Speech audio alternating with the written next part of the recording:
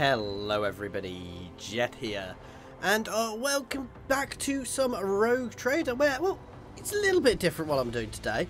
As somebody asked for, I'm actually going to have a bit of a look through the character creation, because I kind of went through it a little bit quickly, because I really wanted to go into the gameplay and get some recording done last time. So without further ado, let's have a look at this. So obviously, we're playing the main story. Other modes will be coming soon, which does sound cool. So, obviously, we're taking up the mantle of the Rogue Trader, a Scion of Ancient Dynasty. Anyway, this is all lore stuff, so you can read that if you want to. Doesn't go down at all. But yeah, so first of all, we've got two modes, as you'd expect. Core, which is standard. You can technically make it even harder if you wanted to. Why you would. And Normal, which is the recommended mode of play, obviously. It's a bit easier. Everything's a bit easier. So, show skill doesn't even show DC stat checks. But yeah, and then obviously onto the main bit, where we've got the three pre-made guys who I suspect are all fairly good setups. What is useful about me having not done it earlier is I do have quite a bit of a few things have changed, interestingly, so it does make it much more interesting. So obviously, all the usual stuff where you can pick appearance and stuff, pick your appearance and stuff. You can give yourself like implants and things, though I can't seem to zoom in, and there isn't a whole eye covering, which I find a little depressing. I'd like to have a full eye covering.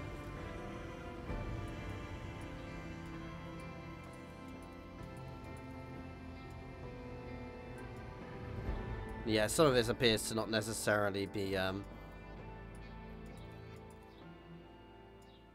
there we go. I definitely saw a tattoo at one point there, but yeah.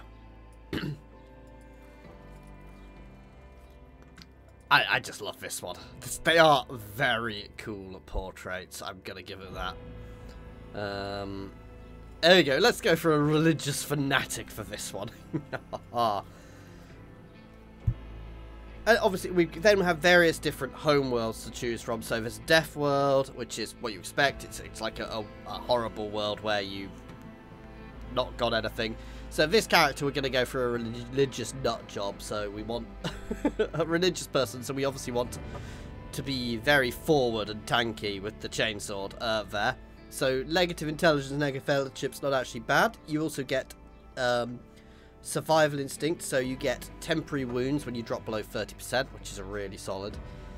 And yeah, 50% critical chance, 10% critical chance of axes. Every injury increases death wound characters' agility.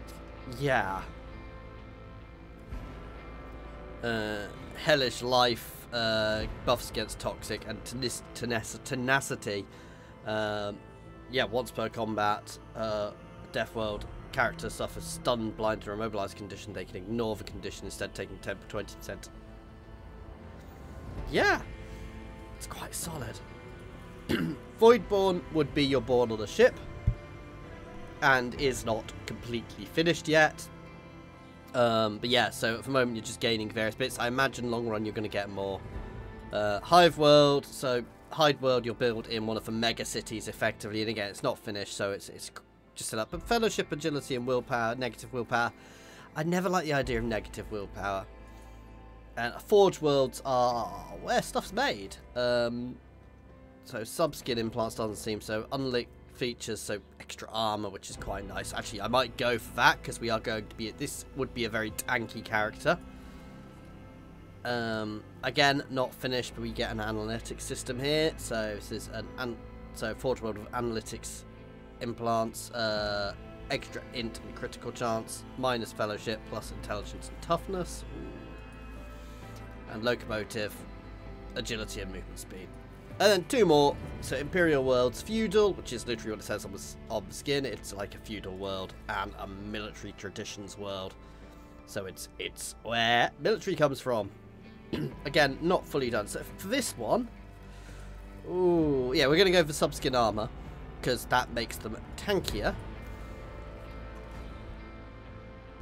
And then we've got to decide their background. So we go military, which obviously gives you ballistic skill, buff to combined arms, which isn't bad. Athletics, Medicae, Perception, and a few different abilities. Let's have a look at these. These all seem to be ranged abilities, though. Not all, but yeah, so probably not. Commissar, which probably fits this quite well. Commissars from the office Pravictors are ruthless officers charged with maintaining morale and discipline. And we also get Give 'em Hell. Commissar's next single shot or single melee attack applies the following things. The enemy becomes marked. The ally who killed the marked enemy gains... Yeah, that's quite nice. Vagabond, which is the same as I had before, which gives us buffs to melee, perception, awareness and logic. Which is still quite nice. Now, Priest, which pretty much fits exactly what I'm going for. Toughness, willpower, lore and Medicae. Is fully done. Naval Officer, what it says on the tin. Still some nice buffs depending on your setup. This is more of a buffer style character, I would say. A Noble, still not bad, and that would balance out what we've got. And then Sanctioned, Biomancer and Sanctioned. So these are basically your Psyker type things who come with various psychic abilities, and I'm not gonna play too much with them because I suspect while they're better than they are, I still think they're a bit weird to play. So ooh, Commissar or Ministorum Priest. I think I'm gonna go Commissar because it's a bit different, so I should probably change my portrait then. But yeah, Mark of Triumph, it's work in progress. Dark Stout is work in progress, and Doctrine, this is how I'm set up. So this character is completely a fighter. You could be a leader, which gives you various... So leader gives you various buffs to help other people. Adept is about doing the damage. It's an odd one. I picked it on my other one. And Soldier has now become Marksman, which tells you much more about it. And as we level up, you'll get Assassin, Vanguard, or Hunter, which we'll come to later in the game. And then obviously I can buff up my stats. So let's have a look. Let's change this. There we go. So we're not quite the religious thing. We're a commissar. So our job was to instill people to fight through fear or... So I should probably up my fellowship because that fits a commissar. Upping my weapon skill quite a bit. And my toughness because they're going to be my main stats. And upping my willpower because willpower is a very important stat. So there. Here we go. I'm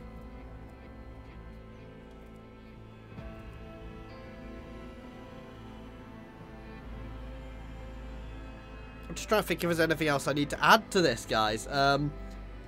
So yeah, so it's quite a cool little character we made there. It is quite a nice thing, and obviously I can name my ship. It's quite nice, but a lot of these things aren't fully fleshed out yet. Let's see what the description of the Adept. Yeah, exploit defenses. But this one is definitely a fighter here. I'm just trying to think if there's anything we've not looked at as well. But yeah, so it's nice, simple. It's actually quite a simple character creation, which is quite good. There's not too much to it. You can obviously tweak your appearance and everything as much as you want. But it's a nice, relatively simple system, which, considering actually the leveling up system is can be quite complicated, I think this is a really nice way of doing it, of setting yourself up. And these are all quite clear what they're used for. Other than willpower, I think that they probably don't...